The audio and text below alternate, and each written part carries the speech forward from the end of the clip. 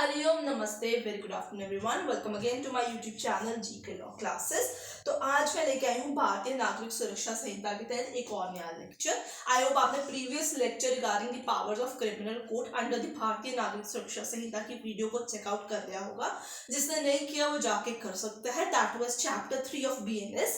तो मैं आप लोगों को बता दूं before we proceed with today's video कि भारतीय नागरिक सुरक्षा संहिता के तहत ऑलरेडी बहुत सारी वीडियोस हमारे चैनल पे अवेलेबल है, जिसमें मैंने ट्रायल कोड्स, समरी ट्रायल्स और ऐसे बहुत सारे जो टॉपिक्स हैं उनको ऑलरेडी कवर कर लिया हुआ है। तो जिन्होंने उन वीडियोस को चेकआउट नहीं किया तो वो ओल्डेस्ट वीडियोस में जाके जो है हमारे चैनल के अंदर भारतीय नागरिक सुरक्षा संहिता के तहत डिफरेंट वीडियोस को चेकआउट कर सकते हैं और नोट्स को बना सकते हैं। अगर आपको वो वीडियो और आज की वीडियो पसंद आए तो लाइक शेयर डेफिनेटली कीजिएगा और चैनल को सब्सक्राइब करना भूलिएगा मत। तो आइए शुरू करते हैं आज की वीडियो के साथ। नाम आपने देख ही लिया होगा।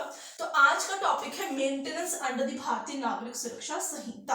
तो ये मेंटेनेंस वो है जो बेसिकली सेक्शन कवर करती थी आपका 125 to 128 ऑफ CRPC। तो यहाँ पे जो है इनटू द प्रीवियस CRPC यहाँ पे चैप्टर नंबर 10 है इसका और सेक्शन मार्क है 144 से लेके 147 तक। तो अब मैं आप लोगों को बता दूं कि बेसिकली आज की वीडियो बहुत छोटी होने वाली है, क्योंकि इसमें जो इंपॉर्टेंट सेक्शंस है वो सिर्फ दो ही है। वो है 144 और दूसरा सेक्शन है 146। तो इन्हीं में से क्वेश्चन आ सकते हैं मेंटेनेंस के रिगार्डिंग। अगर आपको यही दो सेक्शंस में समझ आ गया तो आपको पूरा चैप्टर जो है वो क्लैरिफाई हो जाएगा। तो आइए विदाउट एनी डिले आज की वीडियो को आगे प्रोसीड करते हैं और चलते हैं विद सेक्शन नंबर 144 जो बात करता है मेंटेनेंस की।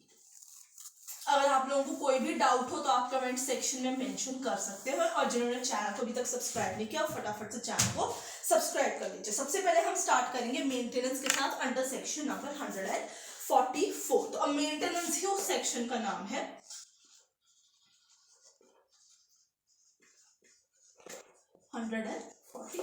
ये इंपॉर्टेंट सेक्शन है आपका। अब मेंटेनेंस किस किस का राइट है सबसे पहले हम ये जान लेंगे बात। अब क्या होता है कि सबसे पहला इसमें राइट आता है, क्योंकि ये वाइफ से रिलेटेड राइट है, तो सबसे पहले यहाँ पे कौन सी पर्सनैलिटी आएगी, वो है the wife of a person. अब वाइफ ऑफ द पर्सन सबसे पहले ये बात आप लोगों को जान लेनी होगी कि अगर वो डिवोर्स्ड हो चुका है तो उसका राइट टू मेंटेनेंस है एंड नॉट रीमैरिड। अब इस चीज को समझने की कोशिश करते हैं कि कोई इंसान है, now his wife is living separately from him and that person, ठीक है, उसके पास सोर्सेज है, रिसोर्सेज है, वो उसे पैसे नहीं दे रहा फॉर द सर्वाइवल, उसकी वाइफ के साथ उसका तलाक हो चुका है या वो जुडिशियल सेपरेशन के तहत अलग रह रहे हैं and that wife has not remarried, उसने हिंदुइज्म को नहीं छोड़ा हुआ। वैसे तो जितने भी आज तक के प्रेसिडेंट है सुप्रीम कोर्ट के अंदर, उसके अंदर सिर्फ ये जो सेक्शंस है ये हिंदूज पे अप्लाई नहीं होते, बल्कि मुसलमान जो है, मुस्लिम वुमेन्स जो है वो भी राइट टू मेंटेनेंस जो है अचीव कर सकते हैं under the particular section. But क्योंकि हम यूजुअली वर्ड्स ऐसे ही कंसिडर करते आए हैं तो हम सिर्फ जनरल वे में बात कर रहे हैं that she is not remarried and moreover अपना religion renounce नहीं किया हुआ, then she has a right for what? For seeking maintenance from his husband। तो ये चीज आपको याद रखनी होगी। अगर वाइफ जो है उसकी चैस्टी जो है वो प्योर नहीं है, she has turned unchaste या adultery के अंदर आ चुकी हुई है, in that case also maintenance उसको नहीं मिलेगा। तो ये कंडीशन है that she should not be remarried या उसने अपना religion renounce ना किया हो, she is not into the adultery or she is not like unchaste, then only she has a right for what? Maintenance। तो अब दूसरी कैटेगरी ऑफ पर्सन की तरफ चलते हैं, those who have a right to seek maintenance, वो है children। So legitimate और इलेजिटिमेट, ठीक है, जायज और नाजायज दोनों तरीके के जो बच्चे होते हैं आपके। Minor children not married, minor children girl और बॉय बोथ नॉट मैरिड, ठीक है। माइनर मतलब 18 साल से कम की उम्र वाले, they have a right to seek maintenance from their father. इसमें बॉय और गर्ल दोनों ही आएंगे, ये चीज आपको याद रखनी होगी। And into the third category of course the above one, ठीक है। अब यहाँ पे माइनर थर्ड कैटेगरी में माइनर नहीं, ये बच्चे मेजर हो जाएंगे आपके। Now they have turned major, ठीक है, they are major children, illegitimate और legitimate, major children married, not married specifically, they are major children but यहाँ पे एक बहुत बड़ा बट क्लॉज आया थर्ड में, बट ये है दैट दे हैव फिजिकल और मेंटल अबनॉर्मेलिटीज, वो कमाई नहीं कर सकते, उनकी अपनी रिस्ट्रिक्शंस है बॉडीली, फिजिकली और mentally. In that cases they are though major, but उनके पास फिजिकल और मेंटल अबनॉर्मेलिटीज है। In that case they have a right to seek maintenance from their father, right. Next आती है आपके पास फोर्थ कैटेगरी। तो एक कैटेगरी हो गई आपकी वाइफ की, एक आपके हो गए illegitimate, legitimate minor children not married, ठीक है। इसमें डॉटर्स जो अनमैरिड है ना वो स्पेसिफिकली आती है। मैं आप लोगों को बता दूं, चाहे वो मेजर हो माइनर हो, जब तक उनकी शादी नहीं होती उनकी सारी मेंटेनेंस का खर्चा फादर के ऊपर ही होता है और फादर को वो चीज देनी पड़ती है। वो ये स्पेसिफिकली मैं अनमैरिड डॉटर्स की बात कर रही हूँ। If they have turned major but they have physical और mental abnormalities, in that case they also have a right to seek maintenance from their father. अब फोर्थ कैटेगरी पे चलते हैं। फोर्थ कैटेगरी आती है द फादर और mother, यानी parents of that person, ठीक है। दे आर ओल्ड, अब वो अपनी कमाई नहीं कर सकते हैं, इनफर्म है, ठीक है। In that case, please let just clarify this thing that they have a right to seek maintenance. इसमें childless step mother भी include की जा सकती है आपके पास, ठीक है। तो general first four clauses of section 144 में बताया गया कि किनको राइट है for maintenance. Now in order that person जिससे आपने मेंटेनेंस मांगनी है, पर्सन जो है हैज सफिशिएंट मींस, ठीक है, उसके पास अच्छे खासे पैसे हैं या वो कमाऊ इंसान है, देन द पर्सन जिनको मेंटेनेंस चाहिए वो किसको अप्रोच करेंगे? So by order of judicial magistrate class 1 can seek maintenance via monthly allowance, can seek maintenance via monthly allowance. Lump sum लेना या कैसे लेना है वो उनकी मर्जी होती है, वो पार्टीज की अपनी मर्जी होती है।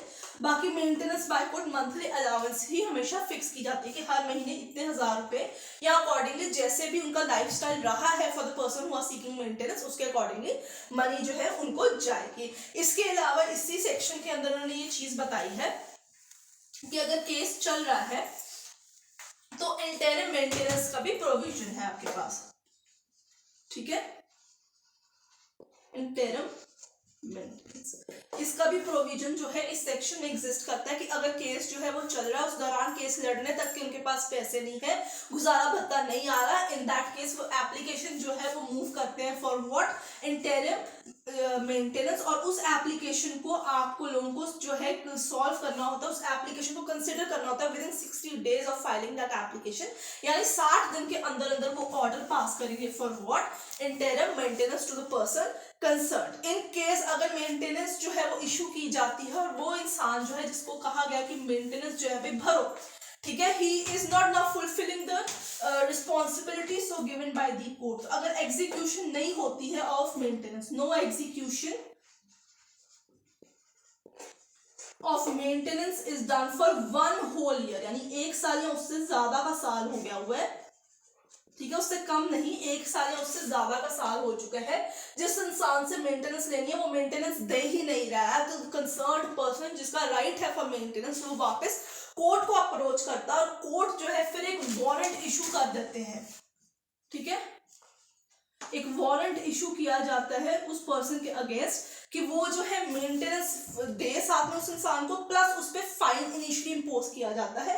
अगर वो फाइन नहीं देता है तो इसके अलावा 1 मंथ की इम्प्रिजनमेंट भी दी जाती है, ठीक है। अगर वो कोर्ट का वारंट जारी हो चुका हुआ है तो मेंटेनेंस नहीं देता है, कोर्ट की जो फाइन इंपोज कोर्ट के द्वारा किया गया वो भी नहीं देता है, देन इन दैट केस 1 महीने तक की सजा भी सुनाई जा सकती है टू द पर्सन कंसर्न, जो बेसिकली एग्जीक्यूशन जो है वो नहीं कर रहा है फॉर द मेंटेनेंस प्रोवाइडिंग। अब चलते हैं अगले इंपॉर्टेंट सेक्शन की तरफ, वो है आपके पास 146। इस पर्टिकुलर जो चैप्टर है इसमें यही 2 सेक्शंस आपके इंपॉर्टेंट है, इंपॉर्टेंट पॉइंट्स ऑलरेडी मैं हर सेक्शन के कवर कर रही हूँ। 146 बात करते हैं ऑल्टरेशंस ऑफ अलाउंसेस, ठीक है, ऑन चेंज ऑफ सर्कमस्टांसेस।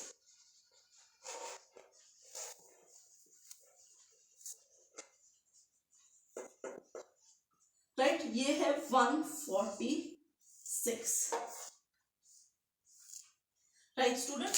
अब क्या होता है कि इस केस के अंदर, इस सेक्शन के अंदर हम समझने की कोशिश करते हैं कि क्या हो रहा है कि मंथली अलाउंसेस दी जा रही है, ठीक है, accordingly from the courts order, जैसे कहा गया वैसे वो एक पर्टिकुलर अपनी वाइफ को या अपने पेरेंट्स को या अपने बच्चों को मेंटेनेंस दे रहे हैं। But now there can be a change in circumstances. Change in circumstances का मतलब है जो पर्सन मेंटेनेंस पे कर रहा है, the person loses the jobs, ठीक है, या वो बैंकरप्ट हो जाएगा।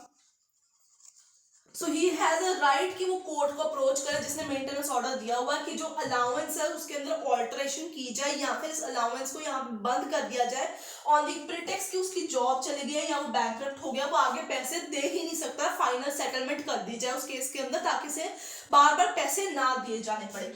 ऑल्टरेशन ऑफ अलाउंस अगली कैटेगरी कौन सी होती है कि जैसे आपकी वाइफ है, ठीक है, वाइफ स्पेसिफिकली हम बात करते हैं क्योंकि वाइफ से ज्यादा रिलेटेड केस होता है।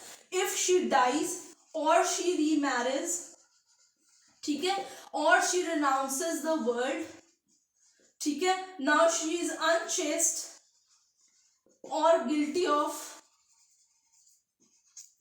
अडल्ट्री, राइट, या उसने रिलीजन चेंज कर लिया है। In these grounds also the person who is liable to pay maintenance वो कोर्ट को अप्रोच कर लेता है कि भाई अब जो है ये बंदी ने दूसरी मतलब इस औरत ने दूसरी इंसान से शादी कर लिया, वो इसकी जिम्मेदारियां उठाए, let me B free out of it, और ये इसने रिलीजन त्याग दिया, वो उस चीज का हिस्सा ही नहीं है और शी डाइज।